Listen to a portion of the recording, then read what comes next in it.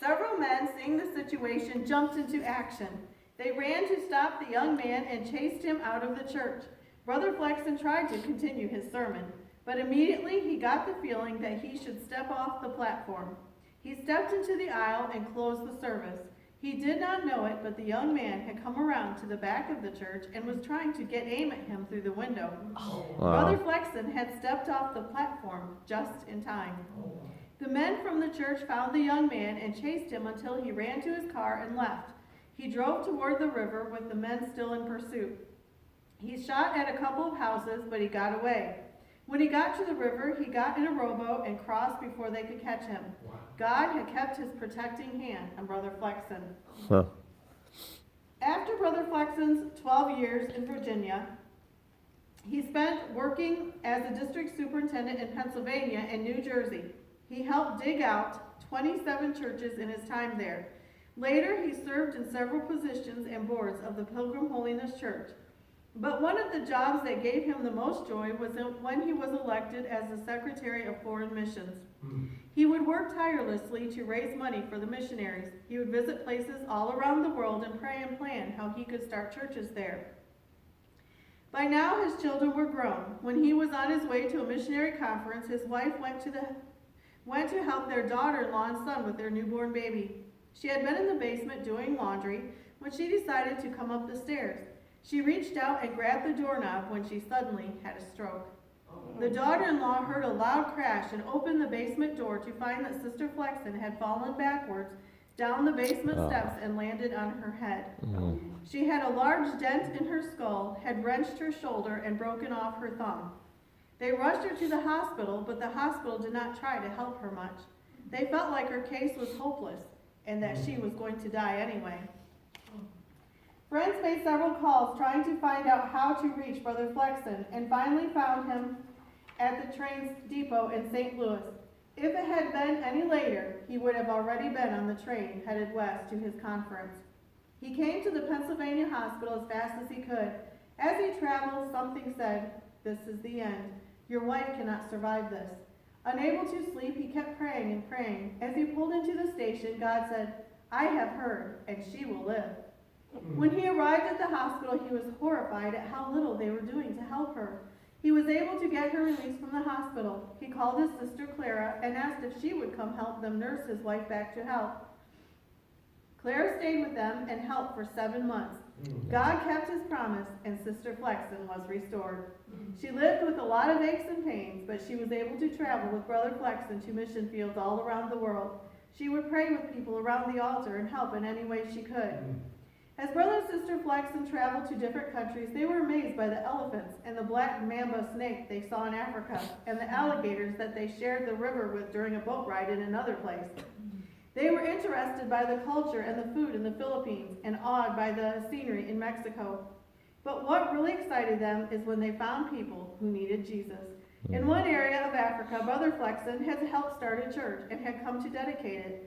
As he was leaving the church service, he was stopped by 3 African men. They said that they had traveled by horseback 30 miles to hear him preach. They wanted him to come to their village and tell their people about Jesus. Brother Flexon, the field superintendent, thought he should go, so he told the men that he would preach in their village the next day. When the sun came up the next day, Brother Flexon and the field superintendent got into the Jeep and rode the 30 miles to the village. There really was not a road, and the Jeep bounced all over the place in a wild ride. The chief of this village was over a lot of territory, and he was happy to have the missionaries. He showed them his village and his wives, and then they had a service. The chief took them to a little plot of land next to the Indian Ocean. He said, "See this land? If you will send me a missionary, you can have this land for a church." Brother Flexon turned to the field superintendent to talk it over with him. He told him, "Brother Flexon, the district superintendent has been here to preach 3 times. The last time he was here, the chief stood in front of him, blocking his way to leave. He told the chief that he had to go because his work was somewhere else. The chief begged him to stay and tell him more about Jesus and the gospel. The district superintendent kept telling the chief that he could not stay. Finally, the chief said, "I understand. You are telling me your work is elsewhere and you cannot stay, that your church is too poor to send us the national worker or to build us a church. But remember as you leave us, my people are still lost. My people are still lost. My. When the field superintendent was done telling Brother Flexon the story, Brother Flexon felt like he had to get out of there. His heart was aching. They got in the Jeep and went back to the mission station, and he felt like the wheels of the Jeep were saying, my people are still lost. My people are still lost.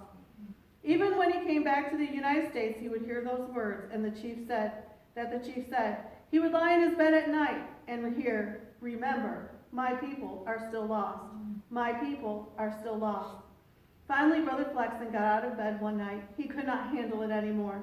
He began to pray with tears streaming down his face. Lord, what do you want me to do for that chief and his people? Brother Flexon felt the presence of God in his room. God told him, I will pay for whatever you do for this chief. Brother Flexon said, all right, if you will underwrite it, I will undertake it. In less than a week, Brother Flexon had the money. Before long, the chief had his church and national worker. In one area where Brother Flexon sent a missionary woman, the people were dirty and in sin of all kinds. These people would get drunk and do terrible things. The missionary woman met a young boy who had been raised to drink beer from the time he was a baby. As soon as he was old enough to put a pipe in his mouth, he was taught to smoke. When he was 15, he heard about God for the very first time. He went to the altar and was saved. The next morning, when he went to eat, he did not take the gourd of beer that he always drank every day. With curiosity, his father watched him and finally asked, son, why are you not drinking beer?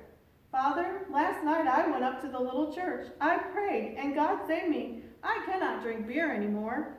The boy was holding his gourd of food that he was getting ready to eat. He watched his father frown as he listened to the story about the change in him. His father made a sudden decision. He walked over to where the boy was standing. He took the gourd of food from him and said, if you cannot drink my beer, you cannot eat my food.